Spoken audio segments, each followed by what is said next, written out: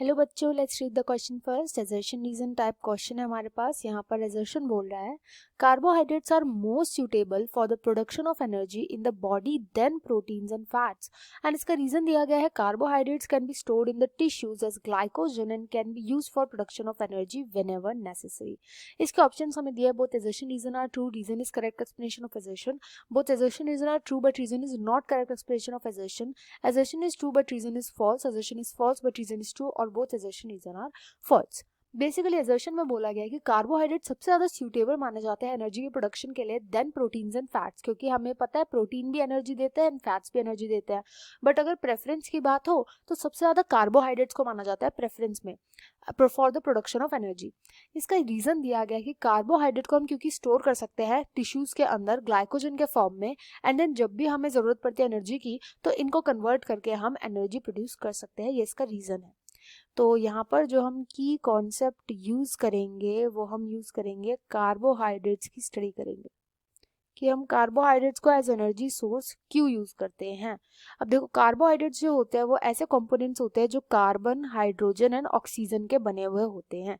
Carbon, hydrogen and oxygen के।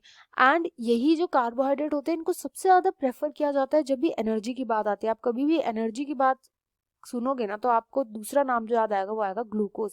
ये glucose से एनर्जी बनाई जाती है। जबकि अगर हम देखें ना तो फैट्स जो है ना वो ज्यादा अमाउंट ऑफ एनर्जी रिलीज करते हैं देन कार्बोहाइड्रेट्स।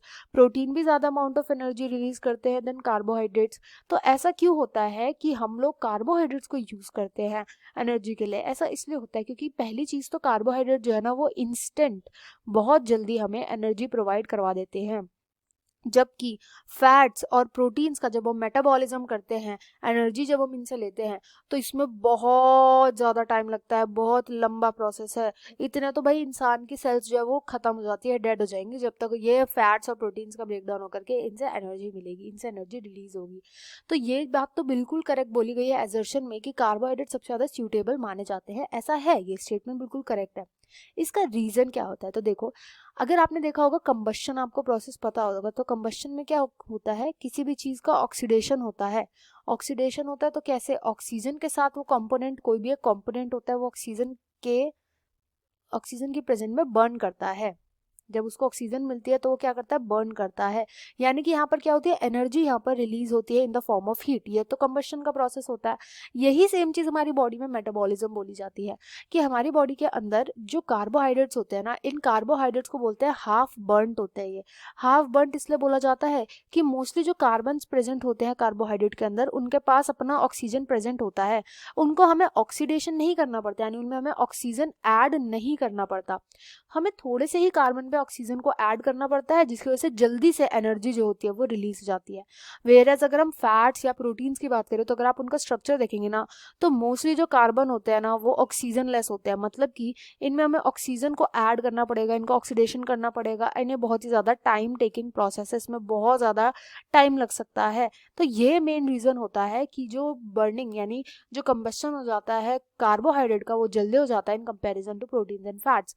हालांकि यहाँ पर जो स्टेटमेंट लिखी गई है कि कार्बोहाइड्रेट को स्टोर किया जा सकता है in the form of glycogen, ये स्टेटमेंट इनकरेक्ट नहीं है। ग्लाइकोजन के फॉर्म में स्टोर करके रखते हैं, एंड ग्लाइकोजन के फॉर्म में स्टोर करके कहाँ पे रखते हैं? लिवर में।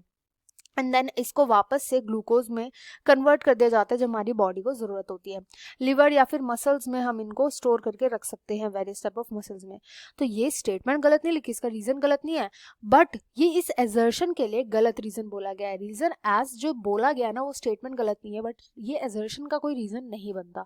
इसलिए यहाँ पे option B will be the right answer to this question. I hope you understood well. Best of luck and thank you.